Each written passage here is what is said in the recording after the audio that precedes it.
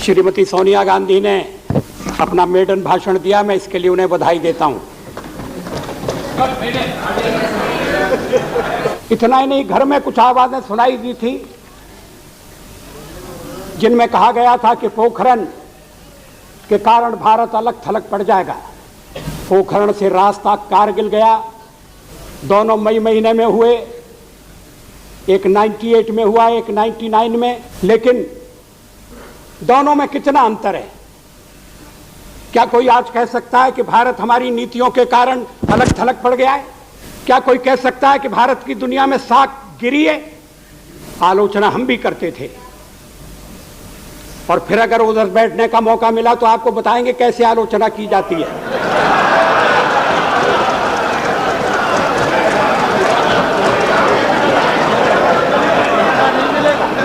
हमारे अब अगर आप मौका नहीं देंगे तो हम मजबूर हैं। एक ग्वालियर वाला दूसरे ग्वालियर वाले के साथ ऐसा नहीं कर सकता। आप ये भी साफ कीजिए, आप पटेश्वर के भी मानते हो, ग्वालियर के भी, तो आप पटेश्वर के हैं कि ग्वालियर के? बताइए। जब सुविधा होगा वही होता। हम तो लखनऊ के हैं। क्या बोला? श्रीमती सोनिया गांधी अगर चाहे तो स्थिति अभी स्पष्ट कर सकती हैं। गृह मंत्री जी का कहना है कि छोड़ दीजिए। नहीं, मैं विवाद के लिए खड़ा नहीं कर रहा हूं।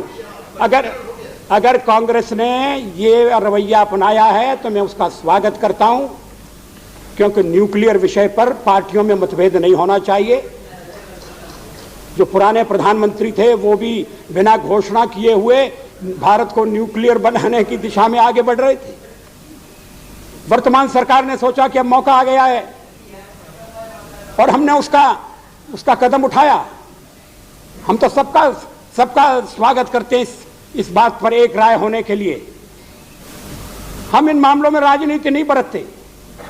देश की सुरक्षा सर्वोपरि है, बाकी सब बाद में। एक मुद्दा और है मैं जिसका उल्लेख करना चाहता हूं, और वो है संविधान की समीक्षा का। आज श्रीमती सोनिया गांधी ने उसको स्पर्श क्यों नहीं किया मैं नहीं जानता। शायद उन्होंने सोचा होगा कि सदन के बाहर इतने बार उन्होंने उस विषय पर बोल दिया है कि बोलने की आवश्यकता ही नहीं है। संस्कृत में एक कहावत है कि जब तर्क साथ नहीं देता और जब आप अपनी बात बुद्धि से प्रमाणित नहीं कर सकते, मनवा नहीं सकते, तो फिर शेषम कोपेन पूर्येत, जो कमी है उसको आप अपने क्रोध से पूरा करते हैं।